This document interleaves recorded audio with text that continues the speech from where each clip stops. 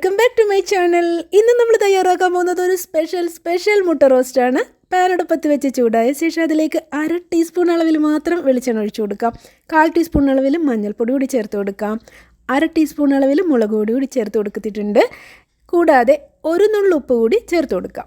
വളരെ അധികം ലോ ഫ്ലെയിമിൽ വെച്ചിട്ട് വേണം ഇങ്ങനെ ചെയ്യാൻ. എന്നിട്ട് ഇതൊന്ന് മൊരിച്ചെടുക്കാം.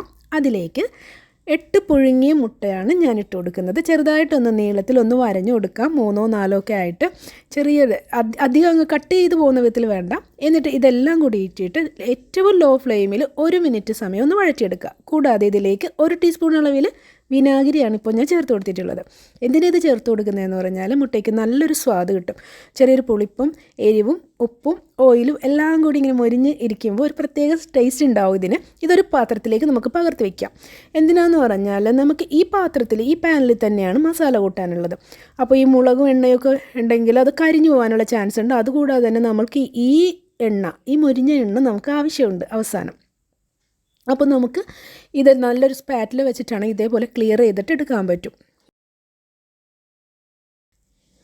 ഇനി അതേ പാൻ തന്നെയാണ് ഞാൻ അടുപ്പത്തേക്ക് വെച്ചിട്ടുള്ളത്. അതിലേക്ക് ഞാനിപ്പോൾ 1 ടീസ്പൂൺ അളവിൽ വെളിച്ചെണ്ണ ഒഴിച്ച് കൊടുത്തിട്ടുണ്ട്. 3 വലിയ സവാള നല്ല നൈസായിട്ട് അരിഞ്ഞിട്ട് ഇട്ട് കൊടുത്തിട്ടുണ്ട്. ഇത് നന്നായിട്ടൊന്ന് വഴറ്റിയെടുക്കാം. ഏകദേശം ഇതിൻ്റെ ഒരു പകുതി അളവിലേക്ക് ഇത് ചുരുങ്ങി വരുന്നൊരു സമയമാകുമ്പോഴേക്കും സവാള ഒരു 1/2 ടീസ്പൂൺ അളവിൽ ഇഞ്ചി വെളുത്തുള്ളി നല്ല ഫ്രഷായിട്ട് ചതച്ചിട്ട് ഇട്ട് കൊടുക്കാം. അതുകൂടി ഒന്ന് ചേർത്തൊന്ന് വഴറ്റിയെടുക്കാം. അപ്പോൾ നല്ലൊരു ഫ്ലേവർക്ക് നമുക്ക് ഉണ്ടാവണമല്ലോ, അതിന് വേണ്ടിയാണ്. അതുകൂടാതെ ഒരു 1/4 ടീസ്പൂൺ അളവിൽ ഈ മസാലയിലേക്ക് മഞ്ഞളും 1/2 ടീസ്പൂൺ അളവിൽ മുളക് പൊടിയും 1 ടീസ്പൂൺ അളവിൽ മല്ലിപ്പൊടിയും കൂടി ചേർത്ത് കൊടുത്തിട്ടുണ്ട്. തീ ഏറ്റവും ലോയിൽ തന്നെ വയ്ക്കണം. ഒട്ടും തന്നെ ഒരുപാട് ഫ്രൈ ഒന്നും ചെയ്ത് ഇതെടുക്കരുത്. ഈ ഒരു അവസ്ഥയിൽ ചെറുതായി ഒന്ന് ചൂടാക്കി എടുത്താൽ മതി. എന്നാൽ മാത്രമാണ് നല്ല ഫ്ലേവർ ഉണ്ടാവും, നല്ല രുചി ഉണ്ടാവും. അപ്പോൾ അങ്ങനെ ലൈറ്റ് ഫ്ലെയിമിൽ ചെയ്തെടുക്കുക. ഒരു നുള്ളുപ്പ് ഈ മസാലയിലേക്ക് വേണ്ടിയിട്ട് ചേർത്ത് കൊടുക്കുക. ഫ്രഷായിട്ട് പൊടിച്ചിട്ടുള്ള ഒരു ഗരം മസാല പൗഡറാണ് ഞാനിപ്പോൾ ചേർത്ത് കൊടുത്തിട്ടുള്ളത്. അതൊരു 1/4 ടീസ്പൂൺ അളവിൽ ചേർത്ത് കൊടുക്കുക. ഇപ്പോൾ ഞാൻ ഫ്ലെയിം ഓഫ് ചെയ്ത് വെച്ചിട്ടുണ്ട്. നന്നായിട്ടൊന്ന് എല്ലാം കൂടി ഒന്ന് മിക്സ് ചെയ്തെടുക്കുക. ഒരു ഡ്രോപ്പ് പോലും വെള്ളം ഇതിനകത്ത് ആഡ് ചെയ്യുന്നില്ല കേട്ടോ ഈ മുട്ട റോസ്റ്റ് എന്ന് പറയുന്നത്. അത് തന്നെയാണ് ഇതിൻ്റെ ഒരു പ്രത്യേകത. എന്നിട്ടൊരു കുറച്ച് അളവിൽ 1 ടീസ്പൂൺ അളവിൽ മല്ലിയില ഫ്രഷായിട്ട് ചെറുതായിട്ട് കട്ട് ചെയ്തിട്ട് ഇട്ട് കൊടുക്കുക. ഇപ്പോൾ നമ്മുടെ മസാല തയ്യാറായി കഴിഞ്ഞു. ഇപ്പോഴും പാചകം ഇനിയും കണ്ടിന്യൂ ചെയ്യുന്നുണ്ട്, പക്ഷേ അത് സെർവിങ് പ്ലേറ്റിലാണെന്ന് മാത്രം. അപ്പോൾ നമുക്കിത് സെർവിങ് പ്ലേറ്റിലേക്ക് മാറ്റാം.